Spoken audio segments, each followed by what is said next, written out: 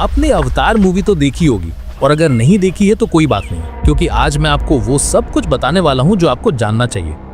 तो देखो, Avatar movie में एक प्लैनेट दिखाया गया था जिसका नाम था पंडोरा, और ये प्लैनेट इतना खूबसूरत था कि पूरी दुनिया पागल हो गई थी इसे देखकर। वहां पर चमकते हुए जंगल थे जो रात में नीली रोशनी देते थे, और वहां पर उड़ते हुए पहाड़ थे जो आसमान में तैर रहे थे बिना किसी सपोर्ट के। वहां पर ऐसे एलियंस रहते थे जिनका नाम था नावी, और ये एलियंस नीले रंग के थे और 10 फीट लंबे थे। और सबसे इंटरेस्टिंग बात ये थी कि ये एलियंस अपनी पूंछ से पेड़ों और जानवरों से कनेक्ट हो सकते थे, जैसे हम अपने फोन को वाईफाई से कनेक्ट करते हैं। अब जब मैंने ये मूवी पहली बार देखी थी तो मेरे मन में एक सवाल आया था कि क्या सच में हमारे यूनिवर्स में कोई ऐसी जगह है जहां पर इस तरह की लाइफ हो सकती है, और क्या कहीं पर सच में एलियंस रह रहे हैं जिनके बारे में हमें पता नहीं है। तो आज के इस वीडियो में हम इसी सवाल का जवाब ढूंढने की कोशिश करेंगे, और मैं आपको बताऊंगा कि साइंटिस्ट ने क्या खोजा है और क्या सच में पंडोरा जैसी कोई जगह हमारी यूनिवर्स में एग्जिस्ट कर सकती है। सबसे पहले ये समझ लेते हैं कि पंडोरा असल में क्या था और ये कहां पर था। देखो, मूवी में पंडोरा एक मून था, यानी कि एक चांद, और ये चांद एक बहुत बड़े प्लैनेट के अराउंड घूम रहा था जिसका नाम था पॉलीफेमस, और ये पूरा सिस्टम एक स्टार के अराउंड था जिसका नाम था अल्फा सेंटोरी। और सबसे इंटरेस्टिंग बात यह है कि अल्फा सेंटोरी एक रियल स्टार है जो सच में एग्जिस्ट करता है, और ये हमारे सोलर सिस्टम का सबसे नजदीकी स्टार सिस्टम है। ये हमसे सिर्फ 4.37 लाइट ईयर्स दूर है। और अब आप पूछोगे कि 4.37 लाइट ईयर्स का मतलब क्या होता है, तो चलो इसे आसान भाषा में समझते हैं। देखो, लाइट यानी कि रोशनी 1 सेकंड में 3 लाख किलोमीटर ट्रेवल करती है, और ये स्पीड इतनी तेज है कि अगर लाइट धरती के अराउंड दौड़े तो 1 सेकंड में 7 बार पूरी धरती का चक्कर लगा लेगी। अब 1 लाइट ईयर का मतलब होता है कि लाइट ने 1 साल में कितनी दूरी तय की, और ये दूरी होती है लगभग 9.5 ट्रिलियन किलोमीटर्स। तो अल्फा सेंटोरी, जो हमारा सबसे नजदीकी स्टार सिस्टम है, वो हमसे लगभग 40 ट्रिलियन किलोमीटर्स दूर है। अब अगर हम अपने सबसे फास्ट स्पेसक्राफ्ट से वहां जाएं तो हमें लगभग 70,000 साल लग जाएंगे वहां पहुंचने में। और ये सुनकर आपको लगेगा कि भाई ये तो बहुत ज्यादा दूर है, लेकिन यूनिवर्स के हिसाब से ये बिल्कुल भी ज्यादा नहीं है, क्योंकि यूनिवर्स इतना बड़ा है कि आप इमेजिन भी नहीं कर सकते। अब बात करते हैं कि क्या अल्फा सेंटोरी में सच में कोई पंडोरा जैसा मून हो सकता है। तो देखो, साइंटिस्ट्स ने 2016 में एक बहुत बड़ी डिस्कवरी की थी।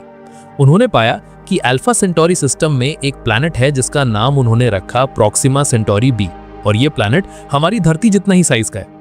और सबसे इंटरेस्टिंग बात यह है कि ये प्लैनेट अपने स्टार से बिल्कुल सही दूरी पर है। इसका मतलब ये है कि यहाँ पर ना तो बहुत ज्यादा गर्मी है और ना ही बहुत ज्यादा ठंड, और इसी जोन को साइंटिस्ट्स कहते हैं हैबिटेबल जोन, यानी कि वो जगह जहां पर लाइफ पॉसिबल हो सकती है।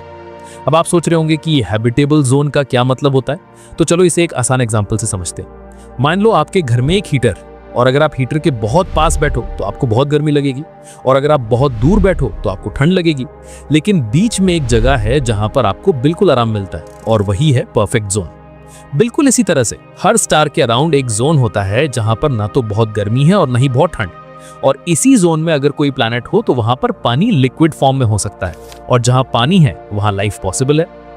अब बात करते हैं एक ऐसे प्लैनेट की जिसे साइंटिस्ट्स ने धरती का बड़ा भाई बोला है, और उसका नाम है केपलर 452b। ये प्लैनेट 2015 में डिस्कवर हुआ था, और जब साइंटिस्ट्स ने इसे देखा तो वो शॉक्ड रह गए थे, क्योंकि ये प्लैनेट धरती से इतना मिलता जुलता था कि उन्हें लगा कि शायद यहाँ पर सच में लाइफ हो सकती है। केपलर 452b हमसे लगभग 1400 लाइट ईयर्स दूर है, और ये अपने स्टार के अराउंड 385 दिनों में एक चक्कर पूरा करता है, जो लगभग हमारी धरती जितना ही है, क्योंकि धरती 365 दिनों में सूरज का एक चक्कर पूरा करती है।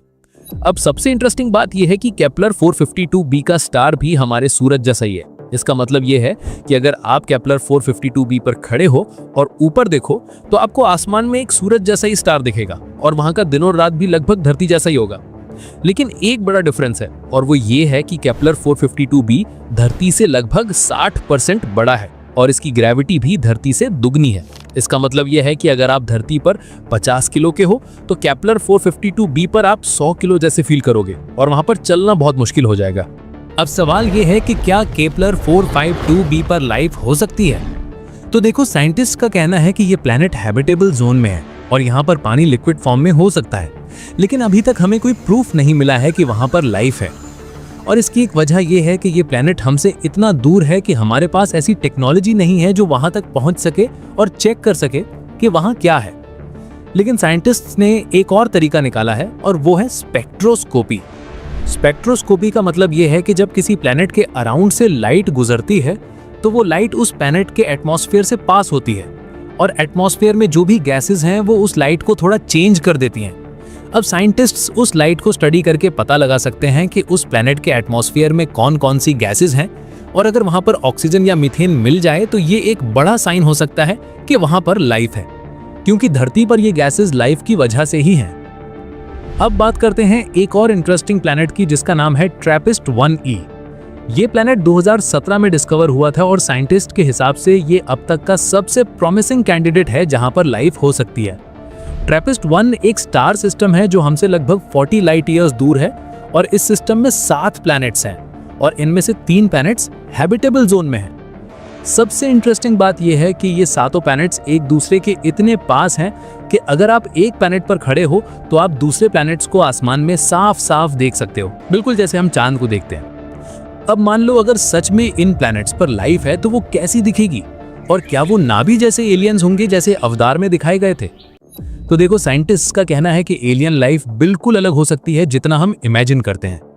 धरती पर लाइफ कार्बन बेस्ड है, यानी कि हमारे शरीर में कार्बन मेन एलिमेंट है, लेकिन किसी और प्लैनेट पर लाइफ सिलिकॉन बेस्ड हो सकती है या फिर कुछ और एलिमेंट बेस्ड हो सकती है। इसका मतलब यह है कि वो एलियंस देखने में बिल्कुल अलग हो सकते हैं और शायद हम उन्हें पहचान भी ना पाएं कि ये लाइफ है। एक और बात जो साइंटिस्ट कहते हैं वो ये है कि अगर कोई प्लैनेट धरती से बहुत अलग है तो वहां की लाइफ भी बहुत अलग होगी। जैसे मान लो कोई प्लैनेट है जहां की ग्रेविटी धरती से 5 गुना ज्यादा है, तो वहां के जानवर छोटे और मजबूत होंगे क्योंकि उन्हें ज्यादा वेट उठाना पड़ेगा। और अगर कोई प्लैनेट है जहां की ग्रेविटी बहुत कम है तो वहां के जानवर लंबे और पतले हो सकते हैं। बिल्कुल इसी तरह से अगर किसी प्लैनेट का स्टार रेड है, यानी कि लाल रंग का है, तो वहां के पौधे भी शायद लाल हों या काले हों, क्योंकि उन्हें उस तरह की लाइट को एब्जॉर्ब करना होगा। अब बात करते हैं पंडोरा के कुछ स्पेशल चीजों की, जैसे कि वहां के उड़ते हुए पहाड़ थे। क्या सच में कहीं ऐसा पॉसिबल है? तो देखो, मूवी में दिखाया गया था कि पंडोरा पर एक स्पेशल मिनरल था जिसका नाम था अनऑब्टेनियम और ये मिनरल मैग्नेटिक फील्ड में फ्लोट कर सकता था।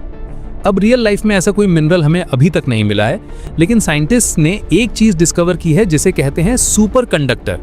सुपर कंडक्टर एक ऐसा मटेरियल है जो बहुत ठंडे टेम्परेचर पर मैग्नेटिक फील्ड को रिपेल करता है और हवा में तैर सकता है, लेकिन इसके लिए बहुत ज्यादा ठंडा टेम्परेचर चाहिए जो किसी प्लैनेट पर नेचुरली होना मुश्किल है।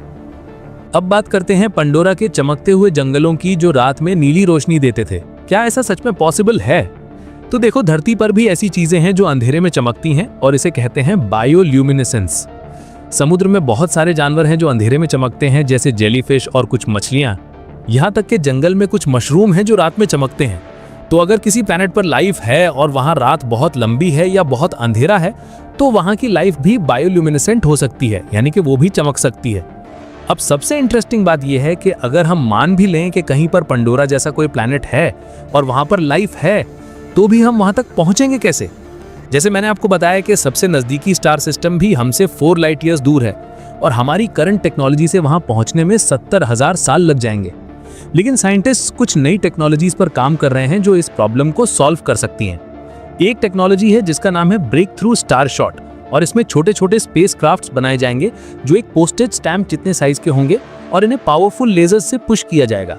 इस तरह से ये स्पेस क्राफ्ट्स लाइट की स्पीड के 20% तक पहुंच सकते हैं और अल्फा सेंटोरी तक सिर्फ 20 साल में पहुंच सकते हैं। लेकिन ये अभी सिर्फ एक आइडिया है और इसे प्रैक्टिकली बनाने में अभी बहुत टाइम लगेगा। एक और टेक्नोलॉजी है जिसके बारे में लोग बात करते हैं और वो है वर्म होल। वर्म होल एक थ्योरेटिकल कॉन्सेप्ट है जिसमें स्पेस में एक शॉर्टकट होता है। मान लो आप एक पेपर पर 2 पॉइंट्स बनाओ जो बहुत दूर है, लेकिन अगर आप उस पेपर को फोल्ड कर दो तो वो दोनों पॉइंट्स एक दूसरे के पास आ जाते हैं। बिल्कुल इसी तरह से अगर स्पेस को फोल्ड किया जा सके तो हम बहुत दूर की जगहों पर 1 सेकंड में पहुंच सकते हैं। लेकिन ये अभी सिर्फ थ्योरी है और हमें नहीं पता कि वर्म होल्स सच में एग्जिस्ट करते हैं या नहीं।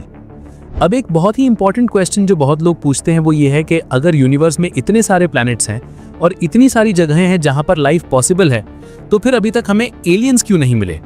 इसे साइंटिस्ट कहते हैं फर्मी पैराडॉक्स।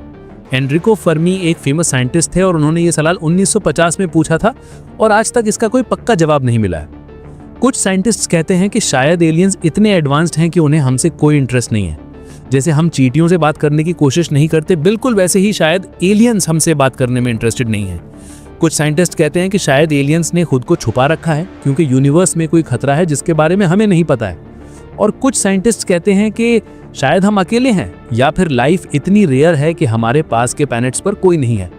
लेकिन मेरे हिसाब से सबसे लॉजिकल एक्सप्लेनेशन ये है कि यूनिवर्स इतना बड़ा है और हमारी टेक्नोलॉजी इतनी लिमिटेड है कि हमने अभी बस शुरुआत की है। हमने अभी सिर्फ कुछ हजार प्लैनेट्स ही डिस्कवर किए हैं, जबकि सिर्फ हमारी गैलेक्सी में ही 100 बिलियन से ज्यादा प्लैनेट्स हैं। तो शायद एलियंस हैं, लेकिन हमने अभी तक राइट जगह पर नहीं देखा है। अब बात करते हैं कि अगर सच में कभी हमें एलियंस मिल गए तो क्या होगा। देखो, बहुत सारे साइंटिस्ट कहते हैं कि अगर एलियंस हमसे ज्यादा एडवांस्ड हैं तो ये हमारे लिए खतरनाक हो सकता है। इतिहास में जब भी एक एडवांस सिविलाइजेशन ने किसी लेस एडवांस सिविलाइजेशन को मिला तो ज्यादातर टाइम लेस एडवांस्ड वालों का बुरा हाल हुआ। जैसे जब यूरोपियंस अमेरिका पहुंचे तो वहां के नेटिव लोगों का क्या हुआ, ये तो आप जानते ही हो। अब फाइनली बात करते हैं कि हम इस पूरी चीज से क्या सीख सकते हैं। देखो, जब हम यूनिवर्स को स्टडी करते हैं और दूसरे प्लैनेट्स को देखते हैं तो हमें एक चीज रियलाइज होती है कि हमारी धरती कितनी स्पेशल है। धरती पर सब कुछ बिल्कुल परफेक्ट है। हमारा सूरज सही साइज का है और हम सूरज से सही दूरी पर हैं। हमारे पास एक बड़ा चांद है जो हमारे प्लैनेट को स्टेबल रखता है। हमारे पास जुपिटर है जो एस्टेरॉइड्स को हमसे दूर रखता है, और हमारे पास एक मैग्नेटिक फील्ड है जो हमें सोलर रेडिएशन से प्रोटेक्ट करता है। अगर इनमें से कोई भी चीज थोड़ी भी अलग होती तो शायद धरती पर लाइफ पॉसिबल नहीं होती। तो फाइनल आंसर क्या है कि क्या पंडोरा जैसी कोई जगह है? देखो, पंडोरा जैसा एग्जैक्टली वैसा प्लैनेट शायद नहीं मिलेगा क्योंकि वो एक मूवी में बनाई गई इमेजिनरी जगह थी। लेकिन ऐसे प्लैनेट्स जहां पर लाइफ पॉसिबल है और जहां शायद कोई और क्रीचर्स रह रहे हो, वो जरूर हो सकते हैं। और जब हमारी टेक्नोलॉजी और एडवांस होगी तो शायद हम उन्हें ढूंढ भी लेंगे। अब मुझे बताओ कि आपको क्या लगता है? क्या आपको लगता है कि एलियंस हैं और हम उन्हें एक दिन मिलेंगे, या आपको लगता है कि हम इस यूनिवर्स में अकेले हैं?